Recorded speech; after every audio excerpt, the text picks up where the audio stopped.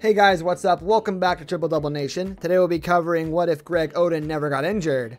Let's get into the video. There is no doubt that former Portland Trail Blazers first overall pick Greg Oden will forever be one of the biggest what ifs of the sport. The 7-foot big man is one of the many potential stars whose career ended way too early due to injury. But what makes Oden stand out is the fact that many considered him to be the next big thing in the league. In this piece, we're going to look at something interesting. What if Greg Oden stayed healthy?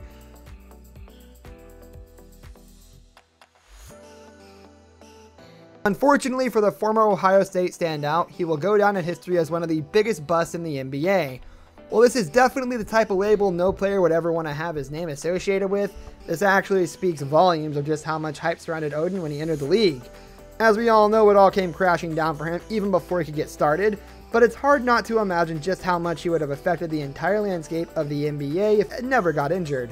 Greg Oden was the highest ranked recruit coming out of high school, and he definitely showed the basketball world what he can do in his one-and-done year in college. In 32 games with the Buckeyes, he averaged 15.7 points, 9.6 rebounds, 0.6 steals, and 3.3 blocks as a freshman. This catapulted him to becoming the consensus first overall pick for the 2007 NBA draft, ranked ahead of the likes of Kevin Durant, Al Horford, and Mike Conley, to name a few.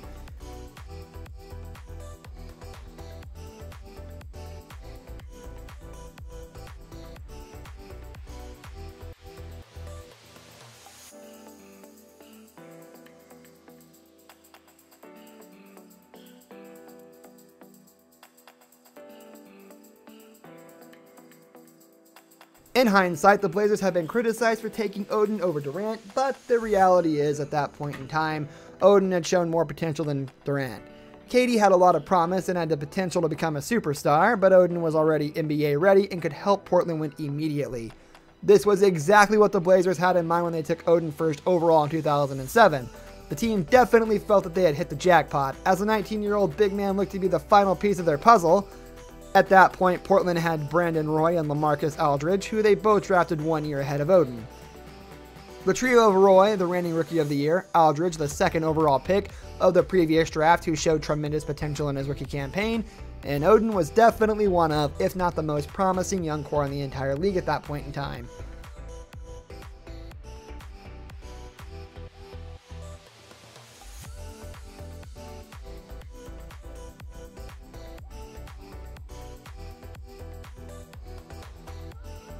Then disaster struck. Oden would be forced to sit out his first year due to knee surgery, and this turned out to be the beginning of the end for the prized big man. As for Roy and Aldridge, both men carried on with their rapid development that year.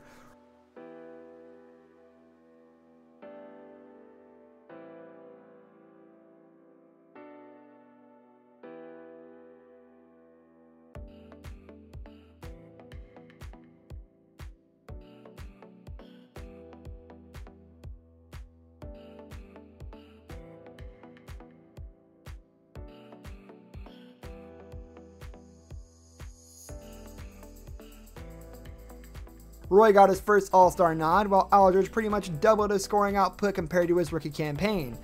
The following year, Oden finally made his debut, however his lingering knee problem held him back, as he would only be able to suit up for a grand total of 82 games in the entire 5-year career with the Blazers.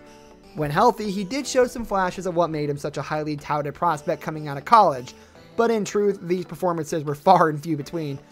This very promising Big Three played in a grand total of just 62 games together, but what's amazing is the fact that they logged an astounding 50-12 record during this span. So what if Greg Oden stayed healthy? A healthy Oden would have been the perfect fit alongside Roy and Aldridge. As a matter of fact, one could even argue that perhaps even Roy himself could have potentially avoided, or at least delayed, career-ending injuries had the workload been more evenly distributed with Oden in the mix. Unfortunately, there's no way to tell what this trio could have done had they been given a chance. It's hard to tell, but surely this group would have at the very least established themselves as a serious contender in that era.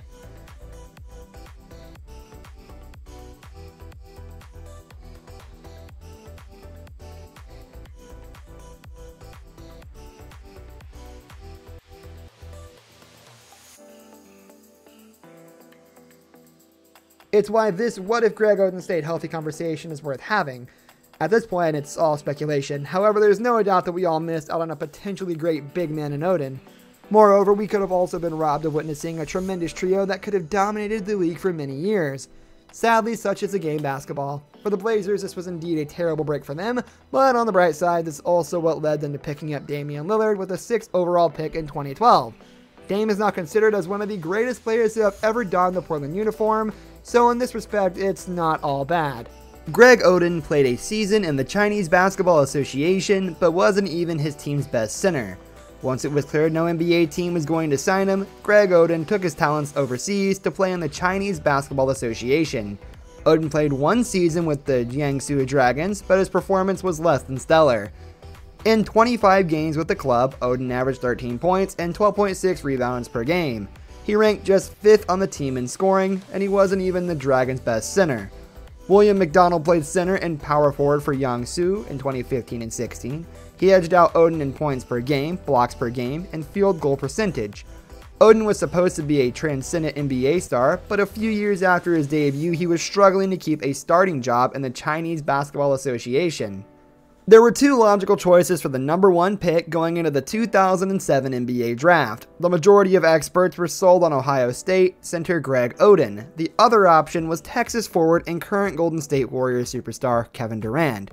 Greg Oden was the best player in the draft that year, and it's easy to say now that the Blazers should have drafted Kevin Durant. GM at the time, Kevin Pritchard, has a history of building a team around big men. He was a scout for the San Antonio Spurs, who built their first championship teams around the Twin Towers, Tim Duncan, and David Robinson. It seemed like a no-brainer for Pritchard to draft Greg Oden and pair him with LaMarcus Aldridge. Greg Oden was the real deal when you watched him play. He didn't have any significant knee issues, and his only major injury going into college was his hand injury. Oden didn't play at the beginning of the season for the Buckeyes, but when he did, he was a beast. His postgame wasn't the most refined, but he could still finish around the basket. He was a great shot blocker, and he rebounded at a solid rate. Oden had all the tools for becoming an NBA superstar. In the national title game against the Florida Gators, Oden put up 25 points, 12 rebounds, and 4 blocks against future pros Al Horford and Joakim Noah. After being one and done, Oden had impressed everyone, and he seemed like a can't-miss prospect. While lacking a complete postgame, his footwork was incredible, some of the best footwork for a big man we have ever seen. He could develop a good postgame and get up to 20 to 24 PPG next to Brandon Roy and Aldridge. Otherwise, his TS percentage and EFG percentage was incredibly high, especially since his FT percentage was pretty good for a big man at 76%. These are elite numbers for a big man and would likely have contributed to him becoming a scorer. Also, given he could dribble as fast as a point guard during NBA Combine, his ball handling skills were pretty good for a center. Proof of this occurs when he ran a fast break against Minnesota. On defense, he already demonstrated good knowledge and instinct. There was a good reason he was being compared to Bill Russell at best and Ben Wallace at worst. Greg Oden will always be one of the biggest what-ifs in NBA history, but Portland shouldn't be blamed for drafting him. Blazers fans only wonder if his knees would have held up. This brings us to the end of our video. I hope you enjoyed it. Hit like if you did, and don't forget to subscribe to our channel so you don't miss out on any of our videos in the future. With that, I'll see you in the next video. Goodbye.